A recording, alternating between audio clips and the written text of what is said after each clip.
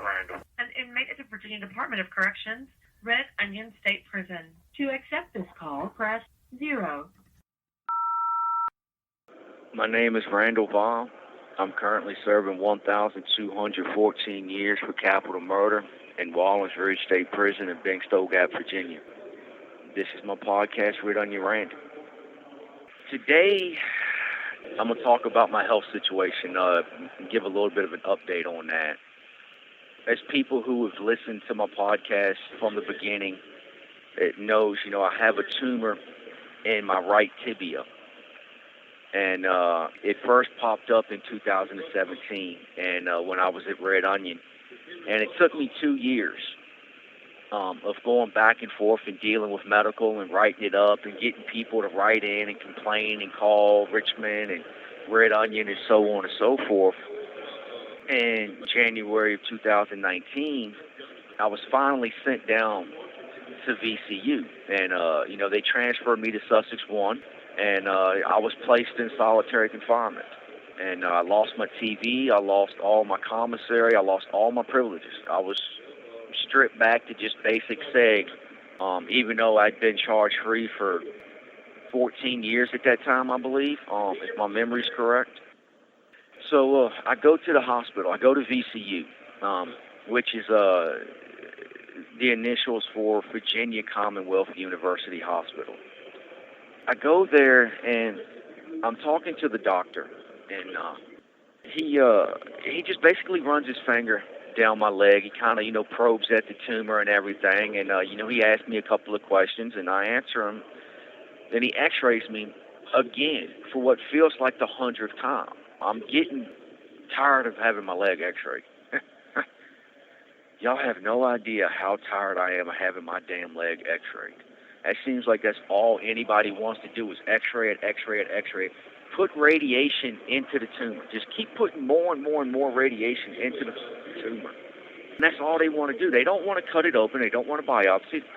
Hence, the doctor at that time, he did not biopsy. After he did the x-rays, he says, I'm going to schedule you for a CT scan. I'm like, Doc, man, look, dude, I need the biopsy. I'm sitting here for the biopsy. And I pointed to the computer that's sitting right beside it. It's got a list of every inmate in the Virginia Department of Corrections who was going to be visiting VCU that day. And it had my name right there at the top. And it said biopsy. That's what I was sent there for. But he didn't. He told the officers, man, just go on and take him back to prison. I'm going to schedule a CT scan for 2 weeks. I never got the CT scan. I sat in the hole for 4 months before that doctor called the prison and told them, I was able to determine from the x-rays that it's nothing but a hemangioma.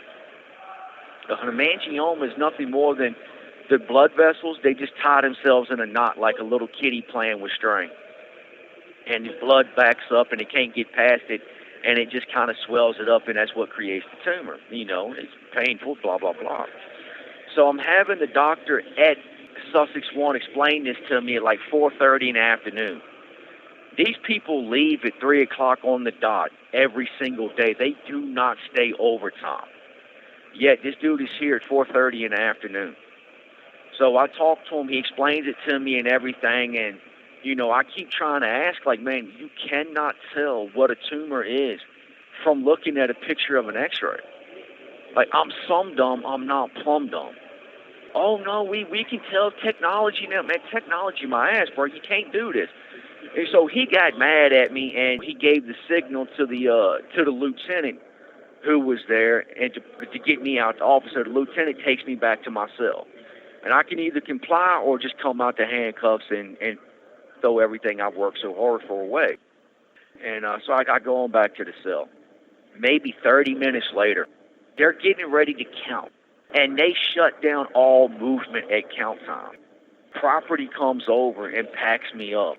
And within a couple of hours, I'm on the bus back to Red Onion. I never got a chance to grieve it. I never got a chance to speak to somebody over the doctor's head. I never got none of that. They told me it's an hemangioma and packed me up within moments of one another and sent me back to Red Onion. So when I get back to Red Onion, they refused. They were like, look, we already sent you to the hospital once. We're not sending you nowhere else, because I was asking for a second opinion. I never got it. So long story short, I get transferred October 13th from Red Onion up to Wallens Ridge, which is Red Onion's sister prison. It's another level 5 Supermax. Now I'm up here, and you got Dr. Smith. He goes through my medical file and everything, and he's like, man, I am really concerned. When I first see him, just a little background, whenever you get transferred from one prison to the next prison, no matter what that transfer is for, the doctor there or the nurse practitioner has to come speak to you, or you have to go speak to them. But one way or the other, you're going to speak to the doctor. So when he done that for me, I was in the office, and he was like, man, I am really, really, really concerned about the erosions in your bone. I'm going to send you for an MRI. I'm like, Doc, man, I'm tired of dealing with it, man. I don't want to go. He says, no. He says, look, man, like I'm going to schedule this for you. And I'm like, Doc, man, I've had multiple MRIs, with dye, without dye. I've had X-ray after freaking X-ray after X-ray. You can look in the file right there. It's got it all listed. He says, I know. He says, man, but I'm really, really concerned about the erosions in your bone. All right, fine, Doc. So November the 30th, I go out to Ballard Health, and I get another MRI. So when that comes back, he says, look, man, I'm going to schedule you for a biopsy. And I tell him straight up, look, I'm not going to Sussex 1 again. I've already been through that. I've already done that. Find me an oncologist somewhere up in this area.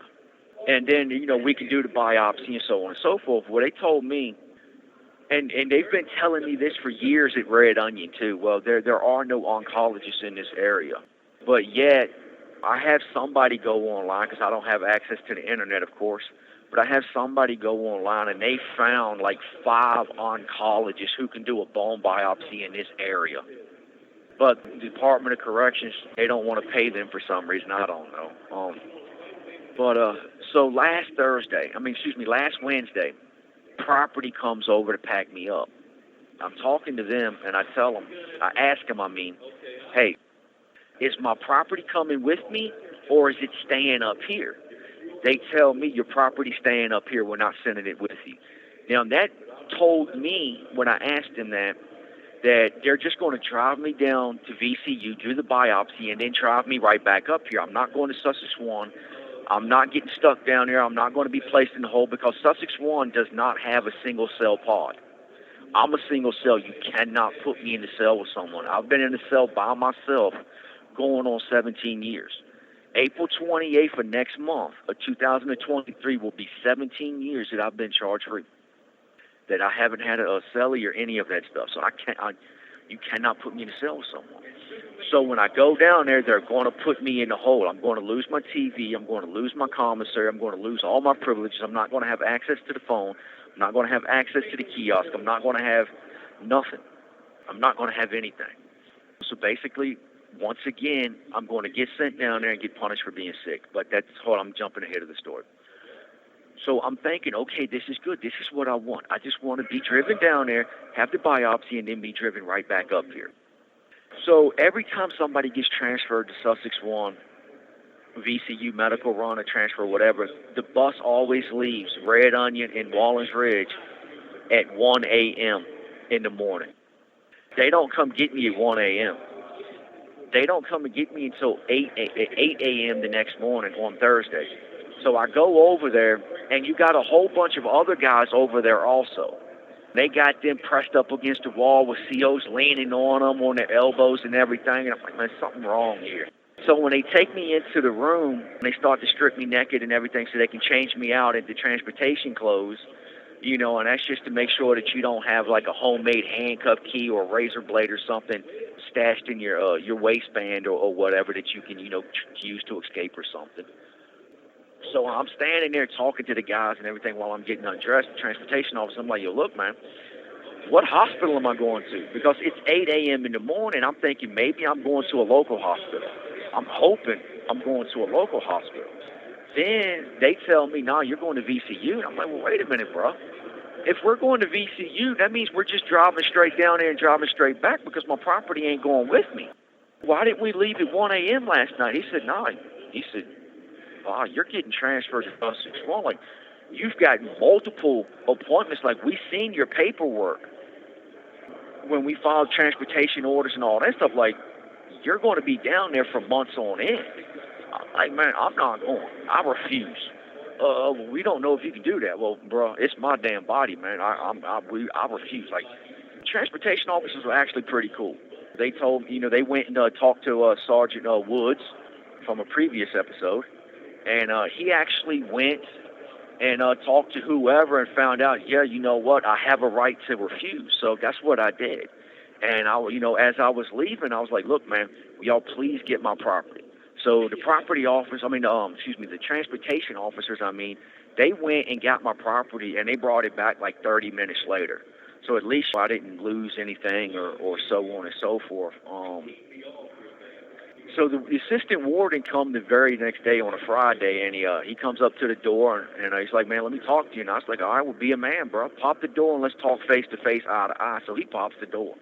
And we stand there, we talk, we have a conversation, and I explain to him, like, I'm not going there, man. Like, I'm not going to go down there. I don't want to go down there. I'm tired of being punished for stuff I don't do. And he's like, dude, I understand that, you know what I'm saying? He tried to convince me to go. I'm like, dude, I'm not going, man. So he finally leaves. About an hour and a half after that, they call me over to medical, and Nurse Collins speaks to me, and she tells me, hey, look, VCU called up here and wanted to know why you canceled your appointments. So I talked to her for 45 minutes. I explained everything. Y'all going to take me down there.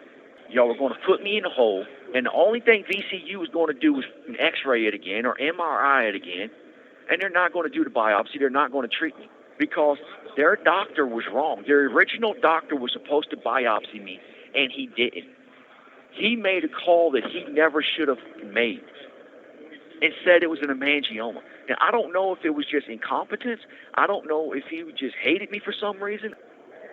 I don't know why this dude decided that he could all of a sudden determine a man's illness from a picture of an X-ray. And VCU knows this. These people aren't stupid. They know this. They know when they biopsy me, and it comes back as anything other than a hemangioma. If it's anything other than a hemangioma, I'm going to sue these people. Like, it's over with. I'm going to sue the hell out of these people because it was clear medical malpractice.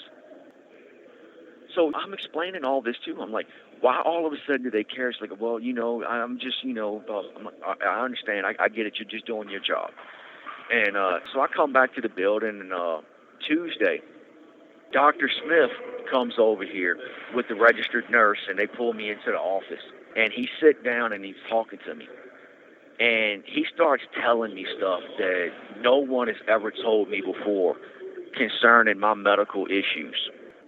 He tells me, he says, look, man, Ms. Via, he says, your leg is a whole lot worse than you know. Like, this man was getting emotional. He sit there and told me, he says, look, man, please.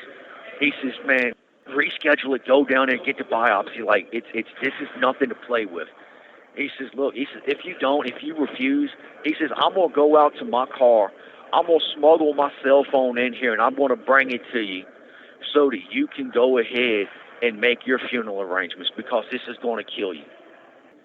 So I'm looking at this dude, and like I said, he's getting emotional. Like, he's not crying or anything, but like it's upsetting to him. So while I'm sitting there listening to him, and he says he's been an ER doctor, an emergency room doctor for 33 years. He says he's seen this before. What he believes it is, he says he can't tell for 100% sure unless there's a biopsy done, but he believes that it's something called osteomyelitis. And he says if it's not treated, it's going to kill you, and it's a pretty gruesome death. It's not an easy way to go. He says, but the thing is, it is treatable.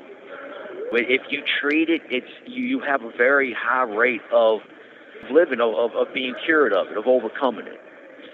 So I'm thinking about Nicole, the woman I'm in love with now, and I hope to marry someday. I'm thinking about my friends, Michael 1 and Michael 2. I'm thinking about Paulie and Jooyeon and Ava, and I'm thinking about Charlotte and my little piglet. I'm thinking about Auntie and little Liddy and Felix, and I'm thinking about John and Drew and Josh. So many people I can't even name them all. I'm sitting here thinking about them, and Like, yeah, I'm going to be incommunicado for a couple of months. I'm not going to be able to record episodes for the podcast down there. I'm not going to be able to get access to the kiosk. I'm not going to be able to keep in touch with people. I'm not going to be, and the podcast is at the point where it's really starting to grow. There's so many things I'm working on. It's just, that's going to get put on the back burner. And, I'm sitting there thinking about all this, and I'm like, you know what, man? What would they think if I refuse? What would they think? How would they feel if I don't treat this, if I don't go and find out what it really is, 100% sure what it is, and, I take care of it? You have 1 minute remaining. How would they feel if I died from this? So I made the decision to go ahead and reschedule it. So I'm going to go down to Sussex 1. I'm going to suck it up. I'm going to deal with it for however long I'm down there, and I'm going to get the biopsy. And if they try to do anything other than the biopsy, I'm going to show my ass and show them a side of me that they don't want to see. Because I'm going to cuss them, slam up one side and down another. I'm not going to do nothing stupid. I'm not going to get violent, but I am going to get verbally abusive. Anyway, that's what I'm dealing with at the moment. I hope you enjoyed listening to me today. Don't forget to check out my website at redonionrandy.com. I'm on Twitter at redonionrandy. And for those in the U.S. who would like to call and leave me a question or a comment, dial 1-888-524-1932. For all international calls outside of the U.S., just put a plus in front of the 1, and it's the same number. I look forward to hearing from you. Take care. Stay safe.